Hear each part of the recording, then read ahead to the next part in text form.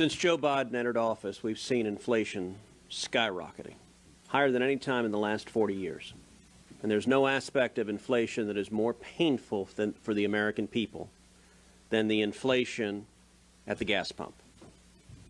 The day Joe Biden took the oath of office, the average retail price of gasoline was $2.38 a gallon. Today, it's $4.16 a gallon.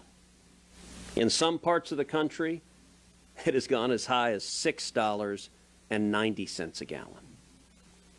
That's not an accident.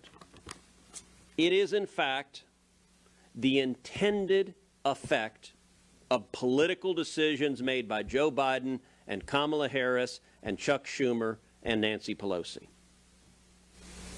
It is also not principally the result of the war in Ukraine. It was instead the result of Green New Deal zealots in the Biden administration.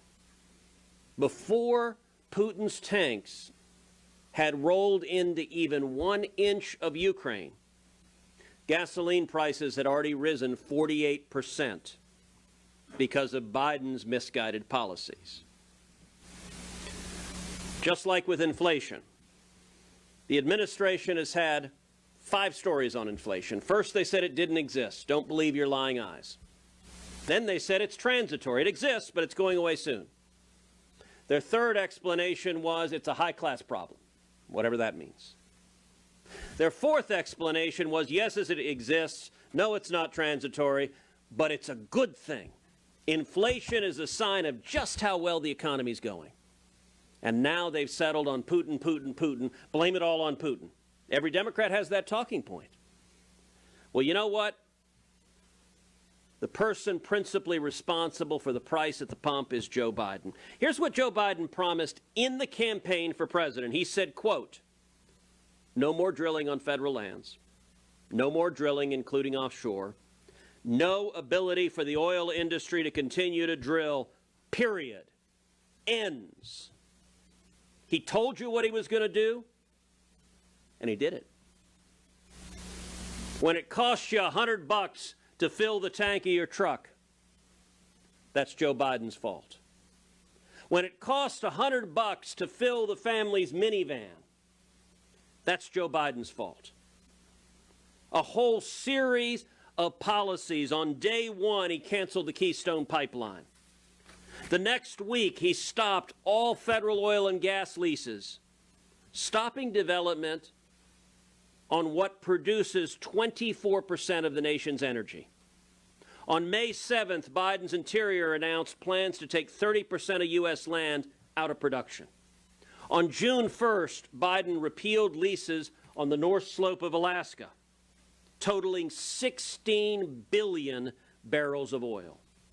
On October 7th, Biden eliminated Trump's permit streamlining regulations. On October 29th, Biden's Interior began using the, quote, social costs of carbon in permitting, a new kind of analysis designed to deny permits and stop production. On March 21st, just a couple of weeks ago, Biden's Security and Exchange Commission announced new regulations aimed at reducing investment in oil and gas, cutting off equity financing, and cutting off debt financing. This is Biden's fault, and the American people are hurting every day at the gas pump. We had one thing to that as well. Then this last week, he announced 15 more taxes that he wants to be able to put on energy production. So it's been relentless in the process. Let me open this up for questions. What questions do you have? Yes, sir. Senator, the questioning today in the House hearing, the Democrats drilled down on these executives. So that's funny. It's drilled down on the oil executives. That's clever. Yeah. Retrospectively important. They drilled down on this question of capital expenditures, the fact that these companies are not investing in production. What policies would a Republican majority or Republican administration pursue to get these companies means to invest in production rather than doing dividends and buybacks. So stability is the key aspect there. What these companies are facing is they're saying typically I'm going to increase 2 to 5% of production. How much risk can I take when the Biden administration announced this week they're going to do 15 new taxes on me, when they continue to make production more expensive, when they're limiting access to lands through federal leasing, when they're going after capital costs and saying I'm going to make getting access to capital more expensive. They just want stability. Tell me what the rules are. For instance, what's the U.S. rule right now? No one has any idea. They've just set aside the old rule, and the Biden administration saying we'll get around to getting a new rule when we get to it. They will do more production. We've already seen that. We saw that during the Trump administration when they just did stability on the rules. Said we're going to leave it alone on the rules of the road and allow them to be able to then go invest. We can produce more energy when there's some stability and there's some plan. But when they're constantly tinkering with it and they know they're doing everything they can to punish more production, then why would you do more investment on that? Can I Yeah. take a shot at that, James?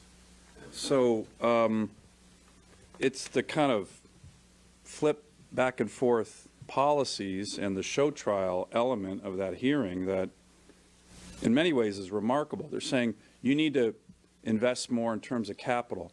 6 months ago, these same House members were telling the executives, you need to commit right now to producing less oil and gas. Go read the transcripts. Then the Biden administration is strong-arming financial institutions not to invest, and then they're appointing, some of whom get confirmed, some of whom don't, federal officials whose focus is to starve the oil and gas industry of capital. Think about it. Raskin, she didn't get confirmed. The comptroller of the currency, Amarova, said she wanted to bankrupt small oil and gas businesses.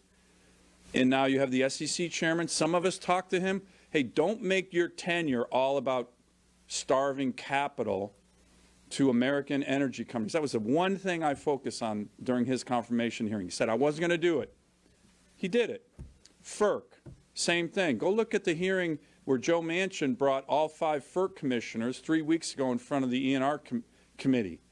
Every single Biden administration nominee, confirmed or not, focuses on starving capital from the American energy sector, and then you have the House members audaciously say, why are you not investing?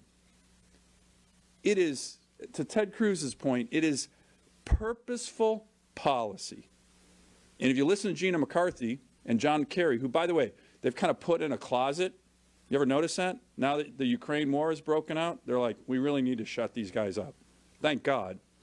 But if you listen to them, prior to the war, they were actually saying increased energy prices will, quote, help us rapidly transition to a green future. This is purposeful. And the Dems are going to pay big time in November. Go ahead.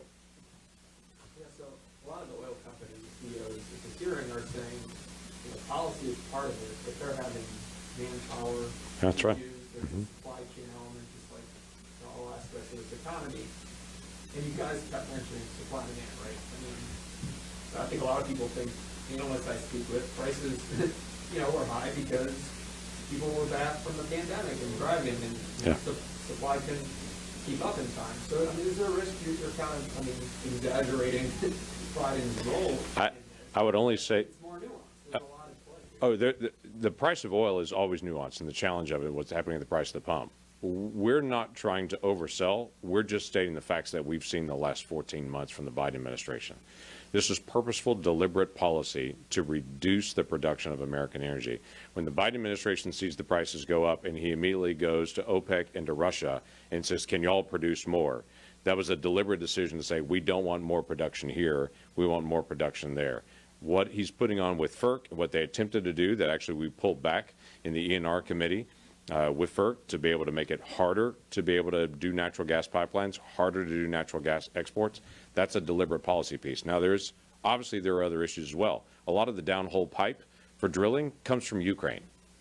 And so that's a little tough to get downhole pipe right now when Ukraine's fighting for its life at this point. So I'm aware of that. There's also a big issue on trying to get labor. You're absolutely correct. Every business in America is trying to be able to get labor right now.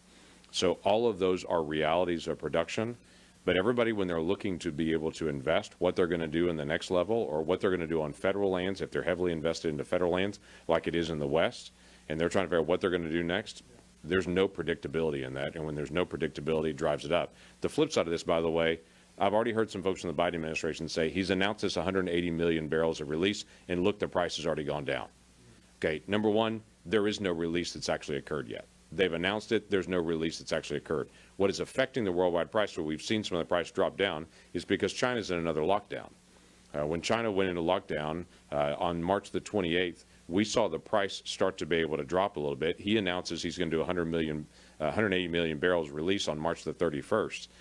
But none of that's actually been released yet to actually get into the market. So there are a lot of things that affect the global market on it. Right now, the slight dip that's happening is because of China and their policy.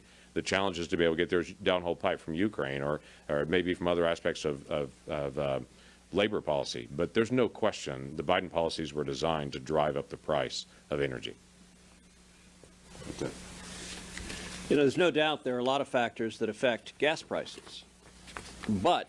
And many of those factors have been exacerbated by the Biden administration. So you're right, the Biden administration screwed up the supply chain.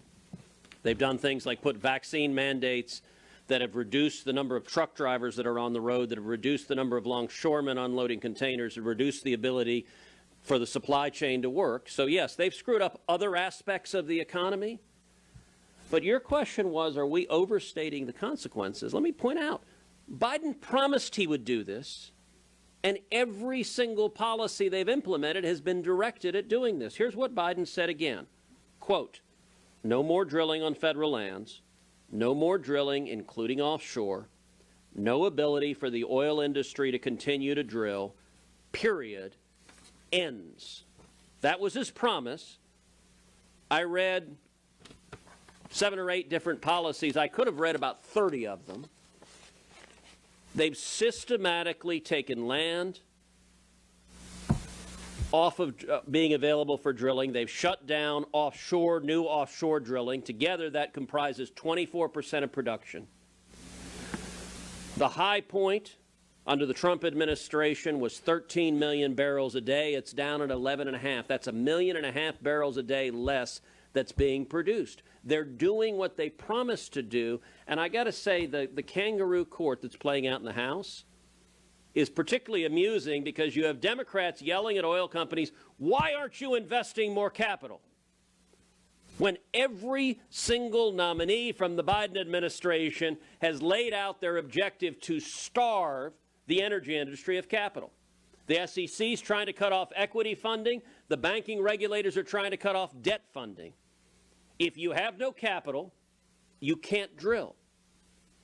And why on earth does Joe Biden want Maduro in Venezuela to drill, want Putin in Russia to drill, and want the Ayatollah in Iran to drill, but not Americans? And a final point, American energy production is the cleanest in the world.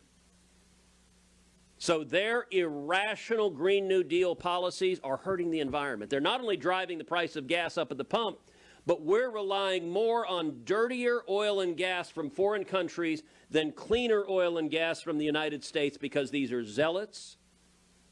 When they tell you they're going to shut down American energy, and they in fact shut down American energy, they don't get to claim they didn't mean to shut down American energy. Thank you. And Wall Street Journal editorial was that point today.